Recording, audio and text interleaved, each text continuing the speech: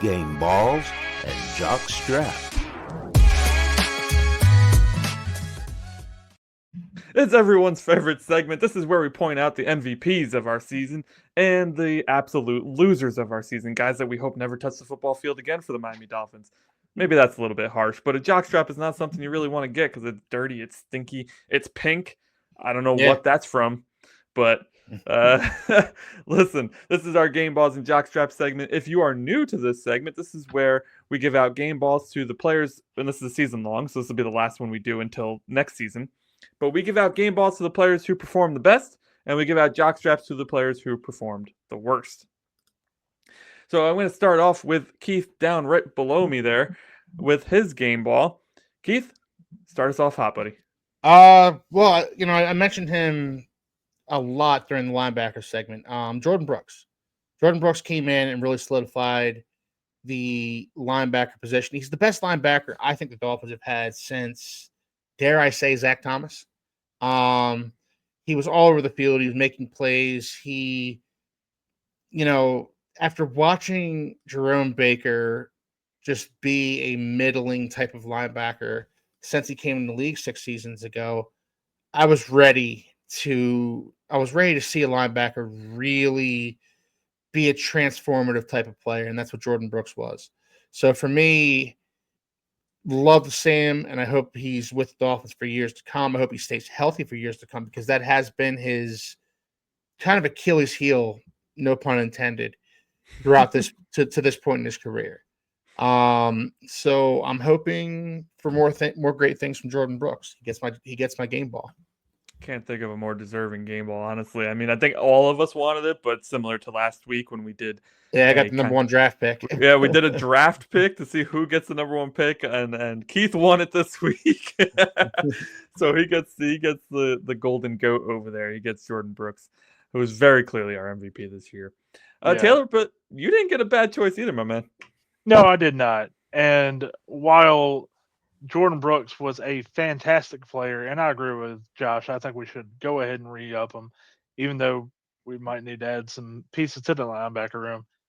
We ended up getting a dang good pass rusher in Chop Robinson, I think, and I actually think this guy has the potential to be an elite pass rusher.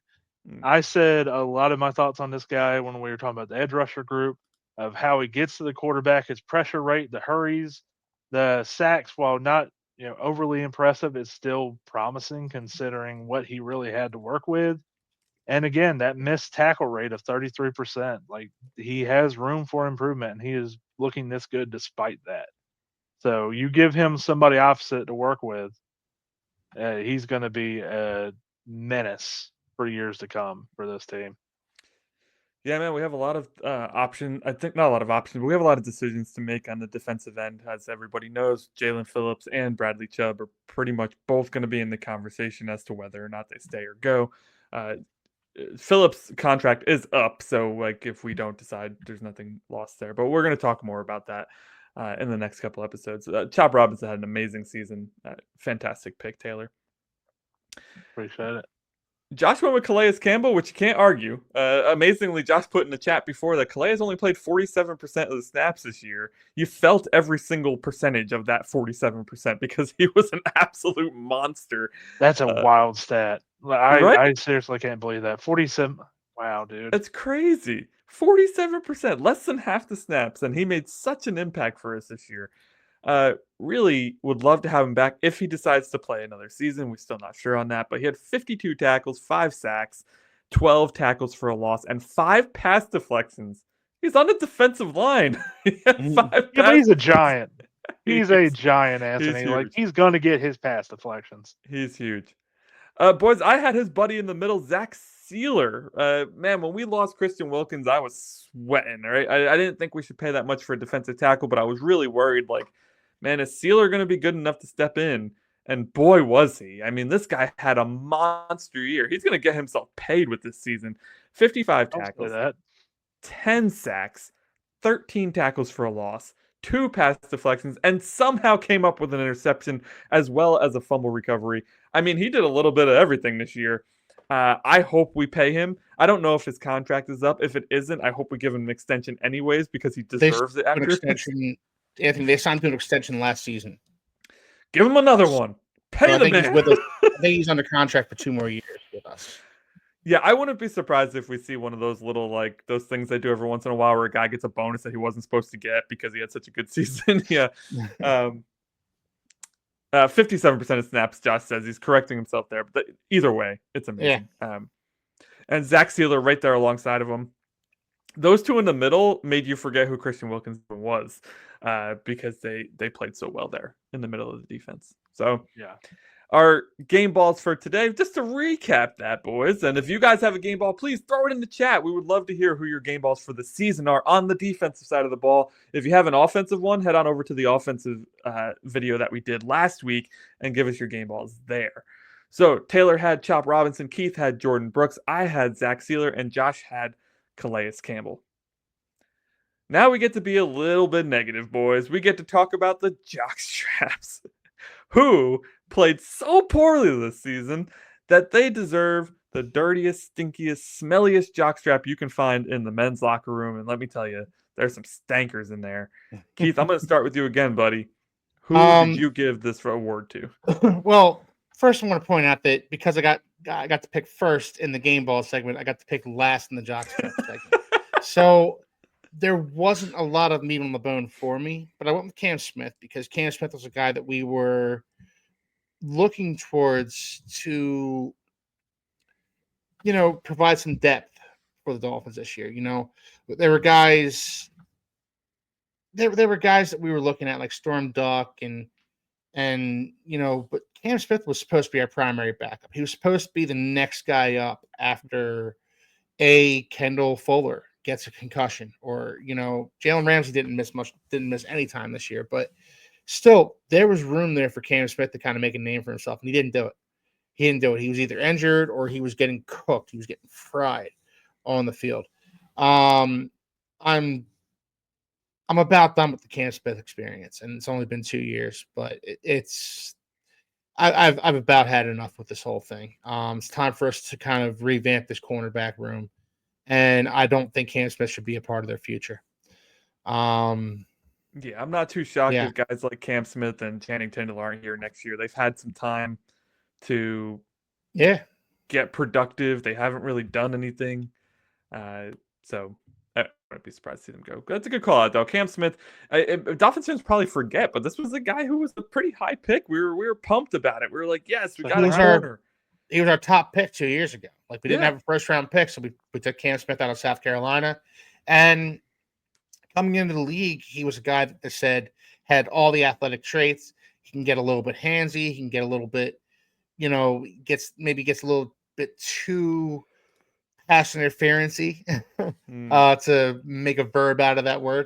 And, by and large, I don't know. We haven't really seen any of that play out because he hasn't been on the field. And there has to be a reason for that. And it's because he's probably not very good. Yeah. Amazingly enough, just looking up his stats real quick, he had 16 tackles this year. I would have told you he had 0. I didn't even realize he played enough to get 16 tackles. Kind of crazy. But Cam Smith, man, hopefully if you do stay another year, you'll contribute more because our corner room could use it. We gave them a C, by the way, combined at the corner room, so we're not too happy with them. Yeah, Cam Smith also, it's a thing where Channing Tindall, I think I could see him not being on the team next year. But that's also because of the linebacker room and probably what we'll end up doing with the edge room. The cornerback room, you're looking at, how much are you going to have to turn that over? Because we can't cut everybody and sign new like everybody at every position. Like, some rooms have to come back somewhat intact. So I'm curious to see if corner might be one of those rooms that we're just going to sit there and go like, well, we drafted somebody, but Cam Smith is still here as a backup. We seem to like to find undrafted guys, we have 3 of them on the roster. Yeah. Albeit one of them's a practice squad guy, and Nick Needham. But yeah, so Taylor, you went with the Dolphins backfield and defense. Who did you have for your jockstrap? I ended up going with Javon Holland. Mm. We talked about it in the safety room segment. It's just a thing where he had prime opportunity to make so much money this year, and he just disappointed. Like purely, like not just in terms of himself, but just what this defense was set up for somebody like a Holland to get turnovers, and he just didn't do it. Like he just became another guy on the team at best, and that was very disappointing for somebody that we thought a few years ago was going to be the leader in the secondary for years to come. Yeah, I mean, if we do decide to bring him back, probably at a discounted rate. Hopefully, he can recover and find what made him great in his first Yeah. 2 years there. Uh, but man, what a down season for And Javon. to I don't want to Josh's talk about it point, anymore. I'm gonna cry. well, that's to Josh's point. Like maybe it is a thing where we can bring him back on a little bit cheaper of a deal, Yeah. like maybe a one and done prove it year deal, and we can get somebody opposite of him who's not Jordan Poyer, and let's And- really see. It's gonna be hard because the salary cap going up every year. Teams get spend happy in free agency, so I don't know if it'll happen, but I'm hopeful. I'm hopeful. Josh, of course, chose Jordan Poyer. I'm shocked, Anthony. I am shocked. Shocking revelation believe it. right here. Nobody saw it coming. So that leaves me, guys. That's left. I had the second to last pick in this round. It was very difficult. I think there was two easy You guys were picks struggling. for jockstraps. Yeah. Yeah, like It was a struggle. Holland and Poyer were like the easy picks, right? And then everybody else, I'm like, nobody played poorly enough for a jockstrap. So I went with a guy who ended up getting cut, and that's David Long Jr. Listen, we brought in Jordan Brooks, and Anthony Walker was supposed to be a backup. We brought in Jordan Brooks to play alongside David Long Jr. We would have Anthony Walker there to kind of rotate in, which they did fairly well for the first few games of the year. But David Long just fell off quickly. Mentioned a lot of it in the previous segment, but was missing tackles left and right, was getting pushed away from the hole. Like, I can't believe how many times I watched this guy. He was trying to fill the gap, and it's just tight end, fullback, whatever, just comes up and just slides him away. It's like, you don't need to be here, bud. Don't worry about it. Bad year for David Long, and he gets cut, and then he ends up going to the Lions for like a game or two while Anzalone came back from injury, gets cut there, and ends up with the Titans. And I don't truly know if they cut him or not, but I imagine they did because it just didn't seem like he had much left. So Yeah. David Long Jr., although he's not on the team at the end of the season, he did play a fair few games for us this year, so he gets my jockstrap. If you guys disagree with us, or if you have jockstraps of your own, please put them down in the comments below. We would love to see who you thought was just so terrible this year that they deserve this dirty, smelly jockstrap.